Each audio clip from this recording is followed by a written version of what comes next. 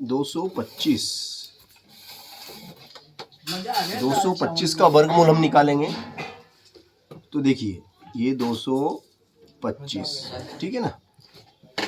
अब आखिरी में कितना है, 5 है। आखिरी में अगर 1 3 5 7 9 अगर होते हैं तो 2 से नहीं देते, फिर 3 से देना पड़ता है।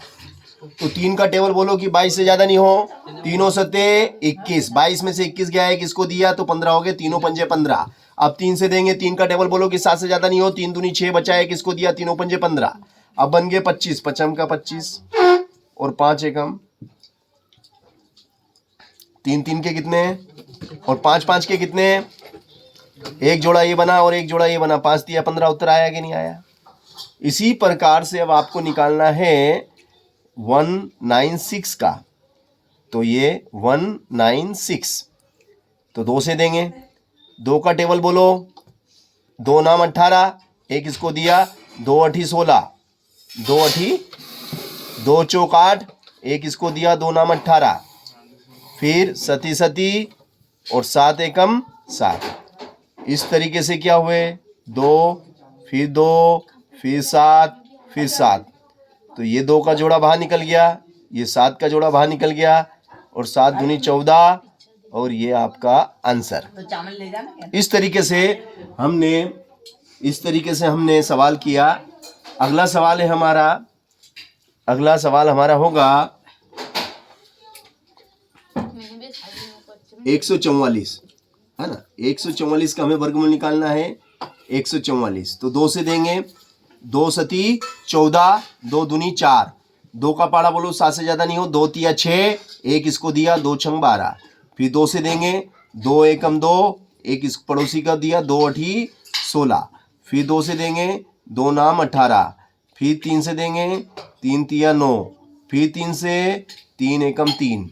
तो इस तरीके से 144 के टुकड़े क्या हुए, 2 2 2 के 4, 2 2 2 और फिर 2 फिर 3 और फिर 3, है ना। तो ये आपका एक ग्रुप तो ये निकल गया बाहर, एक और ग्रुप निकल गया और एक ग्रुप और निकल गया। 3 दूनी 6 और 6 दूनी 12 हमारा उत्तर आ गया।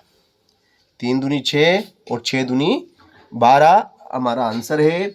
इसी प्रकार से अगला सवाल हम लेते हैं 121। तो 121 के आखिरी में 1 है, तो न 2 से नहीं जाएगा, न 3 से, न 4 से, न 5 से, 6 7 और ये डायरेक्ट जाएगा 11 से। 11 एकम 11, 12 में से 11 गया, एक इसको दिया, तो ये फिर 11 एकम 11, फिर 11 से 11 एकम 11।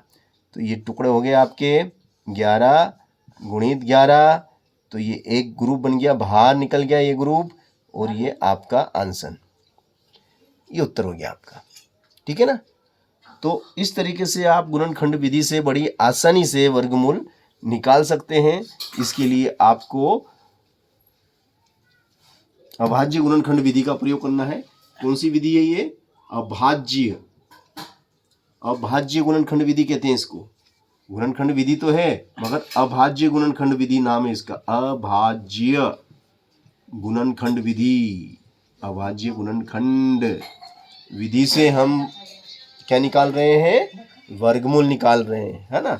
जैसे कि हमको 484 का निकालना हो तो कैसे निकालेंगे, 484 2 से देंगे क्योंकि आखिरी में 4 है, तो 0 2 4 6 8 तो 2 से जाता है। 2 दूनी 4, 2 चौक 8, 2 दूनी 4, फिर 2 से 2 एकम 2, 2 दूनी 4, 2 एकम 2, फिर 11 से 11 एकम 11 बचेंगे। 12 में से एक इसको दिया, 11 एकम 11 और इस प्रकार से ये क्या निकले आपके 2 फिर 2 फिर 11 फिर 11।